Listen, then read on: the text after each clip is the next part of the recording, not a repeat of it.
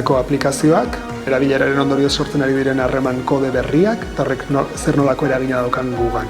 Edo zer gauza onartzeko pres gaudela, ligatzeko asmo horren desio horren izenean.